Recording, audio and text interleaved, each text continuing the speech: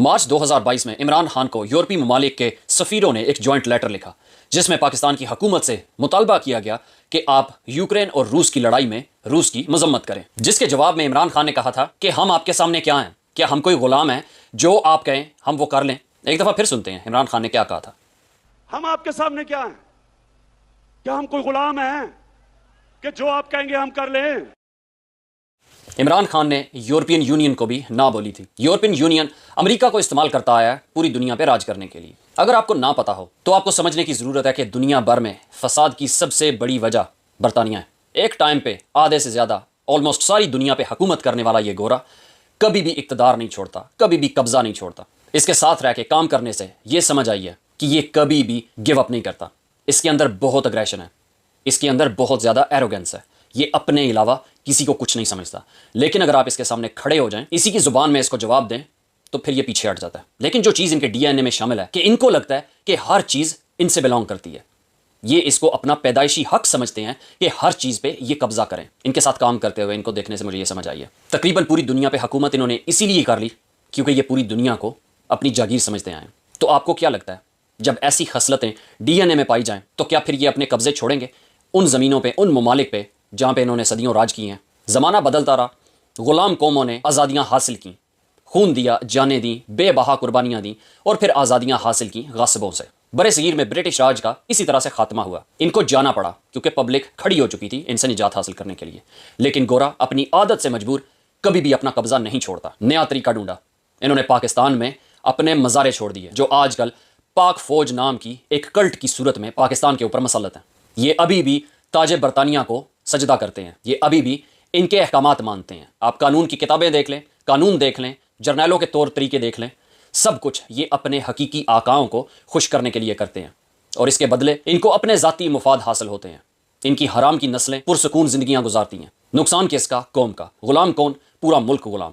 اور یہ سب کچھ کرنے کے لیے یہ اپنے آپ کو ایک معتبر چیز بنا کے لوگوں کے سامنے پیش کرتے ہیں کہ ان سے بڑا محب وطن کوئی نہیں ہے۔ عوام بھی یہ پھکیاں کھاتی آئی، لیکن عمران خان کھڑا ہو گیا، آؤٹ آف سلیبس آ گیا، اسے یہ سارا کچھ سمجھ آ چکا تھا۔ اس نے ان کے خلاف بولنا شروع کیا، اس کے کردار کو ٹھیس پہنچائی گئی، شروع سے اس کی کریکٹر اسیسینیشن کی گئی کہ اسے اسٹرینتھ نہ ملے، لیکن آخر کار اس کی باتیں عوام کی سمجھ میں آنا شروع ہو چکی ہیں۔ عمران خان نے یورپین یونین کو نہ بولا، ان کو کہا کہ ہم آپ کے غلام نہیں ہیں، کہ جو کچھ آپ چاہیں ہم وہ کر لیں۔ پھر عمران خان نے یورپین یونین کے لیے کام کرنے والے امریکہ کو، کیونکہ امریکہ یورپ سے ہی بنا ہے، یہ لوگ برطانیہ، یورپ، آئرلینڈ وغیرہ سے امریکہ کی زمین پہ گئے اور وہاں پہ انہوں نے نیٹو امریکن سے وہ زمین چھین لی۔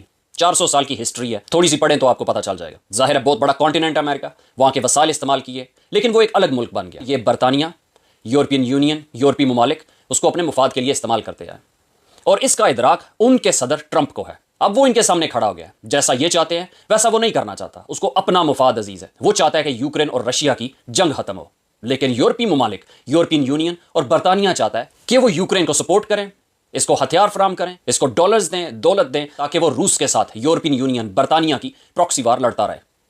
ٹرمپ نے، ظاہرہ آپ نے دیکھا ریسنٹلی کیا ہوا ہے زیلنسکی کے ساتھ، اس کے بعد زیلنسکی برطانیہ میں پہنچا، لنڈن میں یوکرین سمٹ ہوا جہاں پہ یورپین ممالک کے لیڈران نے شرکت کی۔ برطانیہ کے وزیر اعظم نے زیلنسکی کو 1.6 بلین پاؤنڈز کا لون دیا تاکہ وہ 5000 میزائلز کو فنڈ کر سکے۔ ٹرمپ جنگ ختم کرنا چاہتا ہے اور یورپین یونین اور برطانیہ اس جنگ کو جاری رکھنا چاہتے ہیں۔ وہ چاہتے ہیں کہ رشیا پہ سبقت لے جائیں یوکرین کے ذریعے، اور اس کے نزدیک اس سارے کھیل میں پاکستان کی حیثیت کیا ہے؟ پاکستان کے ذمہ داروں کی، فوج کی، اس کے سربراہ کی جو غیر قانونی طور پر پاکستان کے اوپر قابض ہے، جنرل عاصم منیر، اس کی کیا حیثیت ہے؟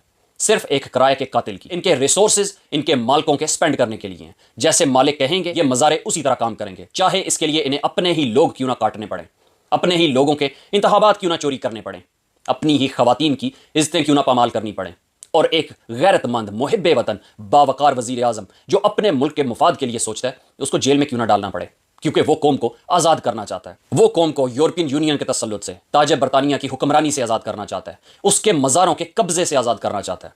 لیکن یورپین یونین کی سپورٹ حاصل ہے، برطانیہ کی سپورٹ حاصل ہے، جن کو سجدہ کرتے ہیں ان کی مکمل تائید حاصل ہے کہ اس آزاد لیڈر کو جیل میں رکھو، کیونکہ اگر یہ باہر آ گیا تو یہ اپنی قوم کو آزاد کروا دے گا، اور اگر قوم آزاد ہو گئی تو آپ کے جو وسائل ہیں وہ ہمارے کسی کام کے نہیں رہیں گے، کیونکہ ہمارے مزارے اپنی عوام کو جواب دہ ہو جائیں گے۔ سونر اور لیٹر یہ ہونا ہے انشاءاللہ۔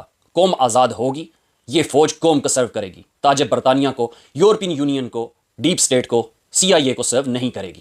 یورپ ہمیشہ سے رشیا پہ قبضہ کرنے کی کوشش کرتا آیا ہے۔ یہ میں ساری نیوز دیکھ رہا تھا تو ایک ٹویٹ میرے سامنے آیا، ایس ایل کینتھن کے نام سے کوئی اکاؤنٹ ہے، انہوں نے لکھا ہے کہ short history of Europe try to conquer Russia, کہ روس کے اوپر قبضہ کرنے کی یورپ کی ایک مختصر سی تاریخ۔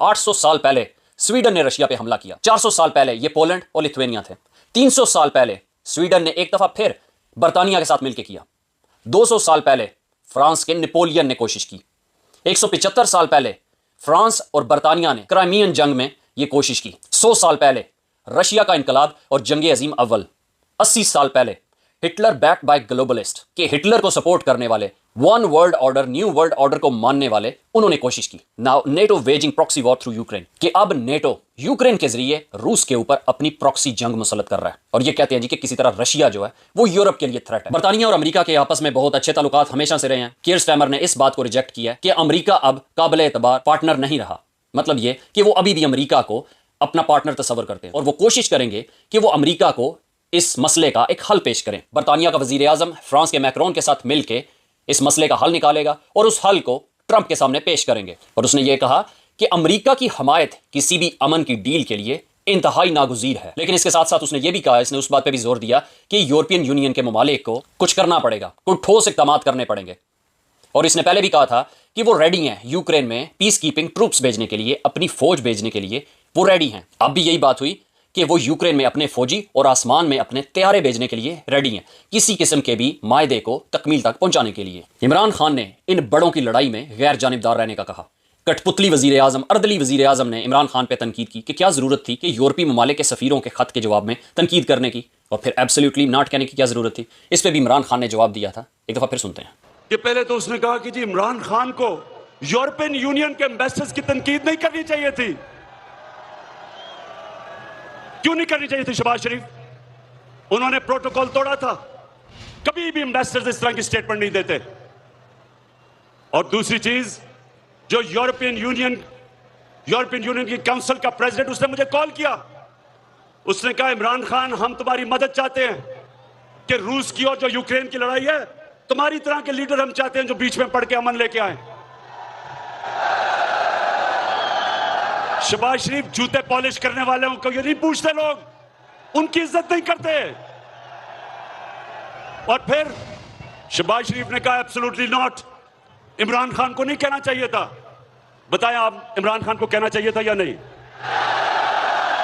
پاکستان کے سارے معاملات، لاقانونیت، عدالتوں کا غیر فعال ہونا، جرنیلوں کا ملک کے اوپر قابض ہونا، یہ صرف آپ کو غلام رکھنے کے ہتھ کنڈے ہیں۔ یہ پاکستانیوں کو سمجھنے کی ضرورت ہے کہ یہ آپ کی آزادی کی، آپ کے بقا کی جنگ ہے۔ 1947 میں آپ آزاد نہیں ہوئے تھے، دنیا کا نقشہ تبدیل ہوا تھا، ٹھیکیداروں کو زمین کا یہ حصہ سونپ دیا گیا تھا، ان مزاروں کے ہاتھوں میں تھما دیا گیا تھا کہ اس پہ رہنے والے، اس پہ بسنے والوں کو ہانکو جانوروں کی طرح۔ یہ آپ کے اپنے ہاتھوں میں ہے کہ آپ اپنے آپ کو اس غلامی سے آزاد کرواتے ہو کہ نہیں۔ یہ عمران خان کی اپنی لڑائی بالکل نہیں ہے۔ اگر آپ میں ذرا سا بھی غیرت کا مادہ موجود ہے تو غور کرنے کی کوشش کریں کہ یہ آپ کی بقا کی، آپ کی سلامتی کی، آپ کی آزادی کی جنگ ہے۔ آپ بالکل ڈیزرو نہیں کرتے ابھی یہ بات کہنے کے کہ پراؤڈ ٹو بی پاکستانی۔ آپ کے پاس پراؤڈ ہونے کے لیے کچھ بھی نہیں ہے۔ آپ ایک غلام قوم ہو۔ جب تک آپ ان غلامی کی زنجیروں کو توڑتے نہیں ہو، انڈائریکٹلی جو آپ پہ حکومت کر رہا ہے تاج برطانیہ اور یورپین یونین آپ کے جرنیلوں کے تھرو، ان زنجیروں سے اپنے آپ کو آزاد نہیں کرواتے، آپ کا کوئی مستقبل نہیں ہے۔ آپ کے ہاتھوں میں موبائل فون ہے، پوری دنیا آپ کے ہاتھوں میں موجود ہے، انفارمیشن آپ کے ہاتھوں میں موجود ہے۔ اپنے اندر تھوڑی سی غیرت پیدا کریں اور اپنے مستقبل کی لڑائی غیر جانبدار ہو کے لڑنا شروع کریں۔ پاکستان پائندہ باد، عمران خان زندہ باد۔